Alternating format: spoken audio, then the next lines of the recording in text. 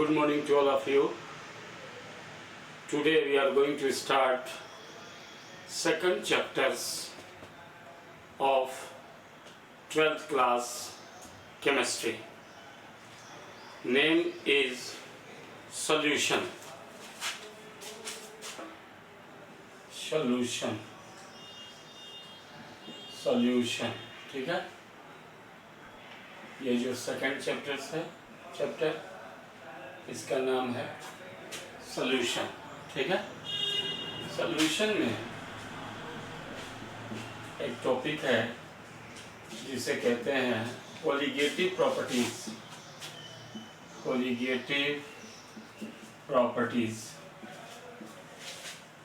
ठीक है, colligative properties. ये कोलिगेटिव प्रॉपर्टीज है क्या? ठीक है, तो the properties of dilute solution,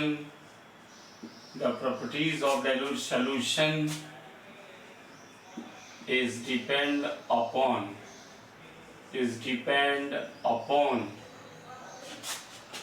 on the concentration of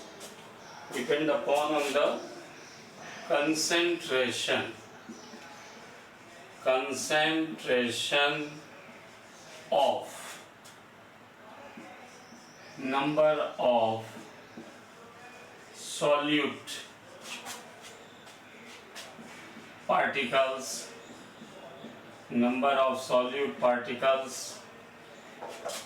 in the solution.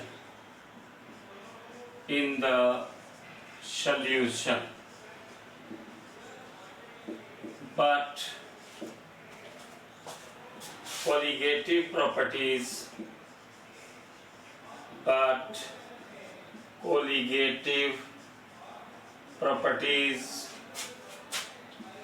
do not depend upon the nature and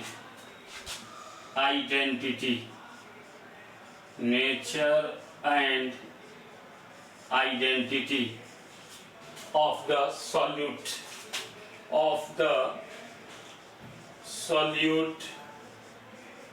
and solvent। ठीक है, ये है आपका डेफिनेशन कोलिगेटिव प्रॉपर्टीज का। फिर से मैं आपको बोल रहा हूं, कोलिगेटिव प्रॉपर्टीज को हिंदी में कहते हैं अनुसंख्यक गुण। The properties of dilute solution is depend upon on the concentration of number of solute particles in the solution.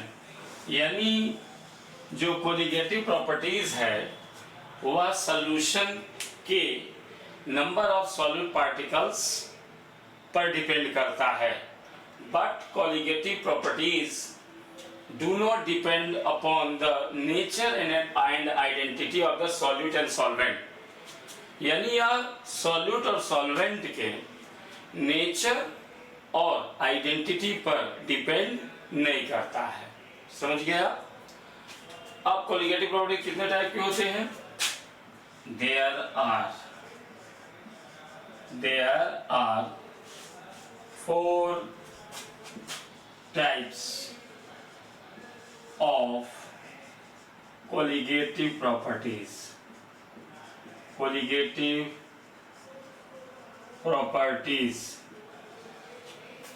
Properties कितने टाइप के होते हैं? 4 टाइप के होते हैं।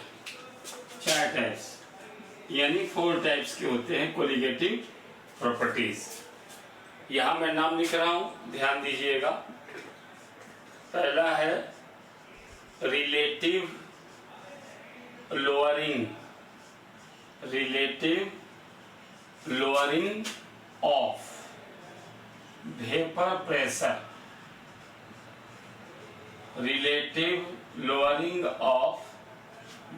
प्रेशर। ठीक है। सेकंड होता है elevation of boiling points, elevation of boiling points, elevation of boiling points, ठीक है। थर्ड है, third depression, depression of freezing point, depression of freezing point, ठीक है, freezing points। अब फोर्थ नंबर है osmotic pressure, osmotic pressure, osmotic pressure. ये जो चार लिखा हूं मैं, relative lowering of vapour pressure, ये कोलिगेटिव प्रॉपर्टी फर्स्ट है। सेकंड लिखा हूं elevation of boiling points, this is second colligative properties. Third written at the blackboard known as depression of freezing point, and fourth osmotic pressure. हम first पढ़ेंगे relative lowering of vapour pressure, relative lowering of vapor pressure, relative lowering of vapor pressure, ठीक है, relative lowering of vapor pressure। ये जो है first colligative properties है, ठीक है। तो वेपर प्रेशर क्या है पहले आपको ये बताना जरूरी है। What do you mean by vapour pressure, ठीक है। इसको हिंदी में बोलते हैं वाष्प दाब। क्या बोलते हैं?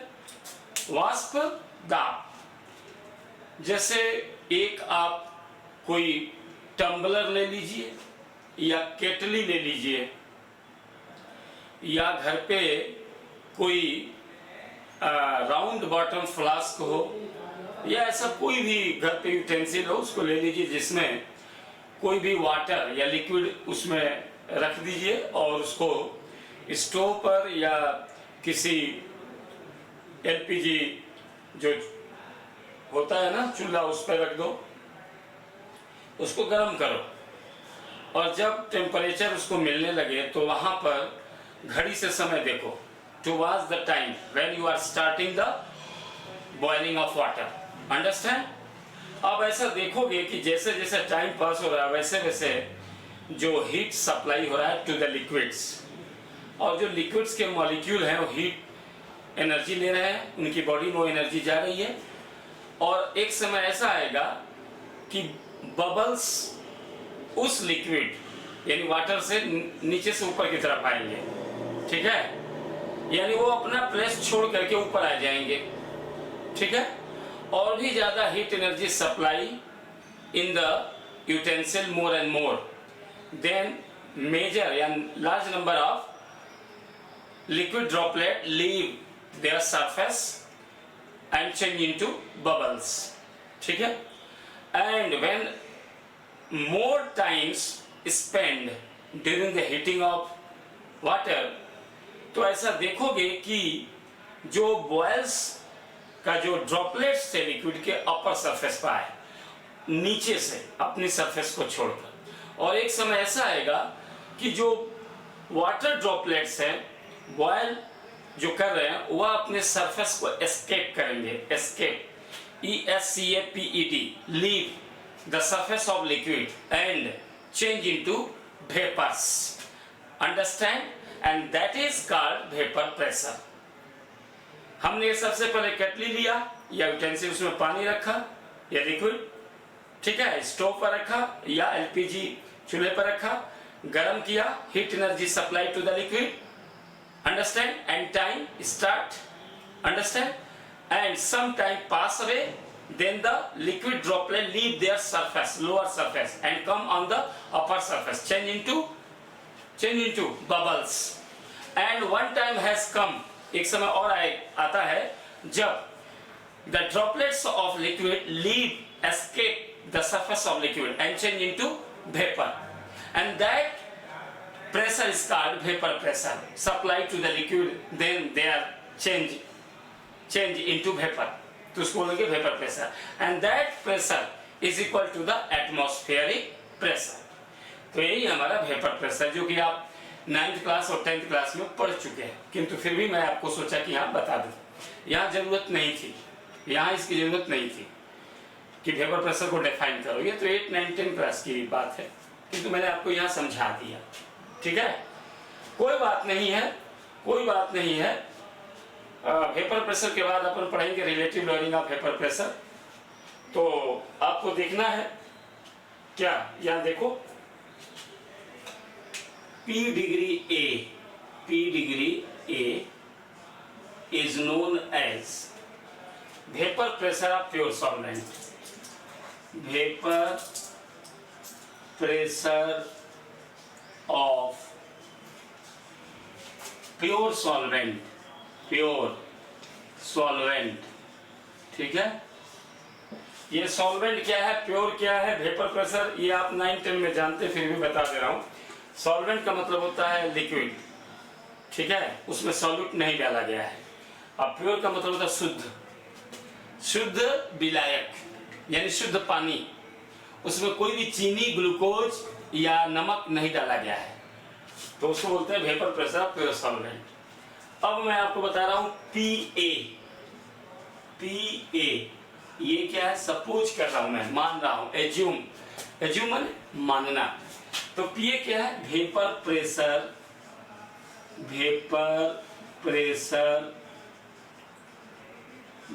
प्रेशर ऑफ सॉल्यूशन,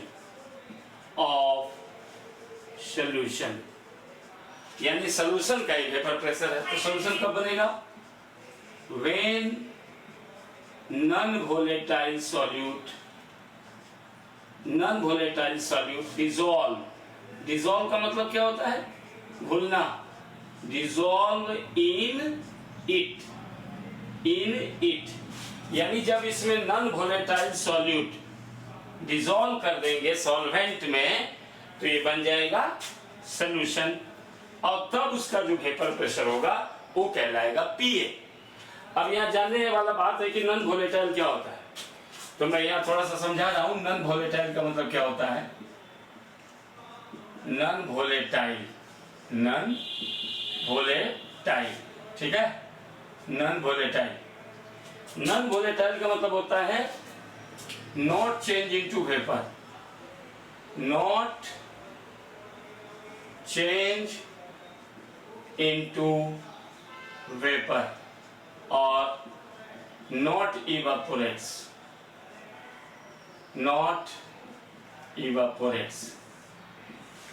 ठीक है, यानी इवापोरेट्स नहीं होगा। जैसे कोई भी चीज हाथ पर रखते हैं ना, पाम पे बोलो, तो उसके बाद हवा जब उसे टच होती है तो वह क्विकली चेंज इनटू वेपर, इवापोरेट्स हो जाता है, तब वो कहलाता है वोलेटाइल। लेकिन यहाँ क्या है, नॉन वोलेटाइल। तो नॉन वोलेटाइल माने पाम पर रखेंगे, जैसे चीनी नमक है, ठीक है, इसको पाम पे रखो, हवा के सामने ले जाओ, ये वेपर में चेंज नहीं होगा, इवेपोरेट्स नहीं होगा, तो इसका मतलब ये क्या हुआ, नॉन वोलेटाइल हुआ। किंतु वहीं पे अगर आप क्या करिए, हाथ पे रखिए फेरिक क्लोराइड केमिकल है, इसको हाथ पे रखिए और हवा चल रही कहीं, ऐसा करिए, उसके बाद ये पाम से ferric chloride change into liquid या वेपर में चेंज होगा, तो वोलेटाइल कहलाएगा। किंतु यहाँ है नॉन वोलेटाइल। तो शुगर होगा, ग्लूकोज और नमक, ये जो 3 चीज है ना, ये नॉन वोलेटाइल का एग्जाम्पल होगा, आपको बता रहा हूं। अब देखिए यहां मैं क्या कर रहा हूं, डेल्टा P लिख रहा हूं, डेल्टा P, ये डेल्टा P कैसे होगा भाई, तो ये होगा P degree A minus PA बराबर डेल्टा P। तो P डिग्री A ऑलरेडी लिखा हूं, vapour pressure of pure solvent. जो शुद्ध पानी है उसका वेपर प्रेशर हमेशा उस पानी में चीनी डाल दें, सॉल्यूशन बना दें और उसका वेपर प्रेशर निकालें, तो प्योर सॉल्वेंट का वेपर प्रेशर उस चीनी मिलाने के बाद जो वेपर प्रेशर होगा उससे ज्यादा होगा। इसीलिए मैं P डिग्री A को PS से माइनस किया है। समझ में आ गई बात? मतलब जल्दी वेपर प्रेशर में कौन चेंज होगा? वेपर में प्योर सॉल्वेंट या उस प्योर सॉल्वेंट शुद्ध पानी में चीनी मिला दोगे, कौन जल्दी चेंज होगा? शुद्ध पानी चेंज जल्दी होगा वेपर में। और चीनी मिला दोगे तब हीट ज्यादा जरूरत पड़ेगी, तो ज्यादा टाइम लेगा और लेट से वेपर में चेंज होगा, तो उसका वेपर प्रेशर थोड़ा कम होगा। और ये जल्दी वेपर प्रेशर में चेंज होगा तो प्योर सॉल्वेंट के ज्यादा होगा। इसलिए मैं P डिग्री A को PS से माइनस किया हूं। ये डेल्टा P हुआ। तो डेल्टा P बराबर क्या कहलाएगा? Lowering of vapour pressure, lowering of vapour pressure, lowering of vapour pressure, lowering of vapour pressure. ठीक है, तो लोअरिंग ऑफ वेपर प्रेशर मतलब वाष्प दाब में कमी, चीनी मिलाने पर कमी आ गया, तभी हम प्योर सॉल्वेंट से चीनी मिलाने के बाद सॉल्यूशन का निकालें तो कमी हो गई होगा। अब हम क्या करेंगे? अब हम क्या करेंगे ध्यान से समझो। Delta P by P degree A, यानी कि लोअरिंग ऑफ वेपर प्रेशर में और प्योर सॉल्वेंट के वेपर प्रेशर में क्या बनाएंगे? क्या बनाएंगे? डिफरेंस, कंपेयर करेंगे। तो ये क्या कहलाएगा? लोअरिंग ऑफ वेपर प्रेशर कहलाएगा। क्या कहलाएगा? Relative lowering of vapour pressure, sorry, relative lowering of vapour pressure, relative lowering of vapour pressure, relative lowering of vapour pressure. अभी तक लोअरिंग ऑफ वेपर प्रेशर था, अब रिलेटिव हो गया, यानी कि उसके अंदर में रिलेशन बना दिया, relative lowering of vapour pressure. ठीक है, ये हो गया। अब हम क्या करेंगे? राउल्ट्स लॉ, एक लॉ होता है इसके अंदर, relative lowering of vapour pressure, यानी कि चारों कोलिगेटिव प्रॉपर्टीज में राउल्ट्स लॉ होता है, राउल्ट्स लॉ। अब इसके बाद हम लिखेंगे राउल्ट्स लॉ, यहाँ लिखेंगे Raoult's law, RAOULTS, Raoult's law. ये हो गया राउल्ट्स लॉ। अब क्या है राउल्ट्स लॉ? ये है delta P upon P degree A बराबर XB। ठीक है, ये हो गया राउल्ट्स लॉ, ये राउल्ट्स लॉ है। ठीक है, ये मैं यहाँ बॉक्स में कवर कर दिया, राउल्ट्स लॉ है। XB क्या है? XB माने मोल फ्रैक्शन, XB का मतलब मोल फ्रैक्शन। 11th में आप पढ़े होंगे मोल फ्रैक्शन क्या होता है। XB बराबर NB upon Na plus NB, that is called mole fraction of solute. ये XB है। अब हम इसके द्वारा क्या करेंगे? Calculation of molar mass. तो यहां लिखेंगे calculation of molar mass, calculation, calculation of molar mass, calculation of molar, calculation of molar mass. ठीक है, मोलर मास का कैलकुलेशन करेंगे। ठीक है, चलो भाई कैलकुलेशन करते हैं। तो NB number of moles of solute बराबर होता है WB upon MB, number of mole of solute upon molar mass of solute. शाबाश। Na बराबर होता है, number of mole of solute बराबर होता है WA अपॉन MA। ठीक है, यानी wait of solvent upon molar mass of solvent. अब हम क्या करते हैं? XB मोल फ्रैक्शन बराबर क्या होता है? NB upon Na plus NB। ठीक है, तो NB बराबर यहां लिख देंगे WB बाई MB, अपॉन हो जाएगा WA by MA plus WB by MB। ये हो गया। ठीक है, अब हम थोड़ा सा यहाँ जगह है ले लें, यहाँ जगह ले लेते हैं ताकि आपको और जल्दी क्लियर हो जाएगा, थोड़ा सा और जगह लगेगा। अब हम यहाँ लिखेंगे, जानते हैं क्या?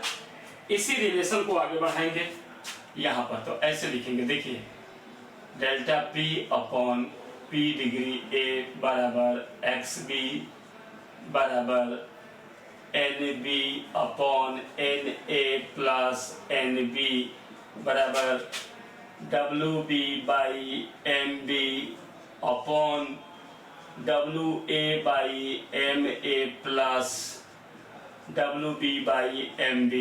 ठीक है, अब यहां लिखेंगे बट, ठीक है, फॉर किसके लिए हम कर रहे हैं, डाइल्यूट सॉल्यूशन के लिए, तो यहां लिखेंगे but for dilute solution. Dilute solution क्या होता है? डाइल्यूट सॉल्यूशन इसमें पानी ज्यादा हो, चीनी कम हो, पानी ज्यादा, डाइल्यूट सॉल्यूशन। तो डाइल्यूट सॉल्यूशन के लिए हो जाएगा WB by MB very less than WA by MA। ठीक है, सो WB अपॉन MB में भी कैंसिल्ड, क्या हो जाएगा, ये कैंसिल्ड हो जाएगा। कैंसिल्ड माने नेग्लेक्ट, कैंसिल्ड की जगह पर मेरे को अच्छा लग रहा है नेग्लेक्ट लिख दे रहा हूं, नेग्लेक्ट हो जाएगा।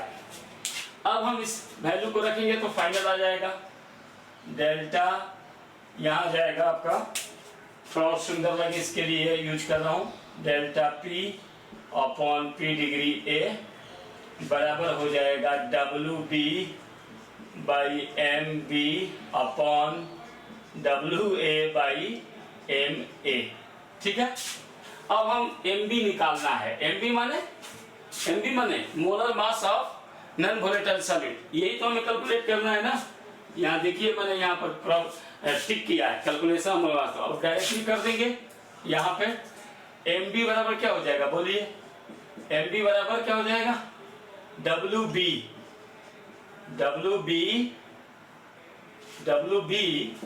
Multiply MA upon WA bracket में हो जाएगा, P डिग्री ऊपर जाएगा तो P degree A upon delta P हो जाएगा।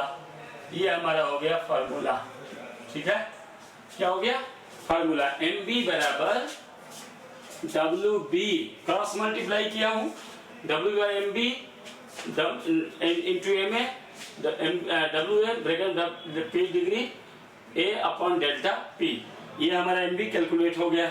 अब इसके आधार पर नॉन वोलेटाइल सॉल्यूट का मोलर मास कैलकुलेट करने के लिए न्यूमेरिकल सवाल इस पर पूछा जाता है।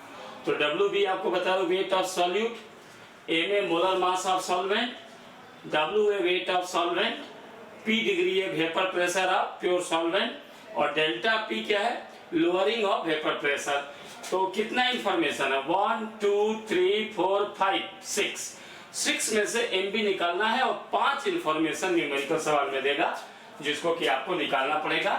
तो ये रहा कोलिगेटिव प्रॉपर्टीज और कोलिगेटिव प्रॉपर्टीज के type 4, relative lowering of vapour pressure, elevation of boiling points, depression of freezing point, osmotic pressure. और उसका पहला topic relative lowering of vapour pressure में राउल्ट्स लॉ क्या है, ये सवाल आता है एग्जामिनेशन में जो कि आपको याद करना है। और दूसरा सवाल आता है how will you derive the molar mass from non volatile solute in case of relative lowering of vapour pressure, and some numerical question also asked from this formula MB बराबर WB into MA upon WA P degree A by delta P। Thank you so much.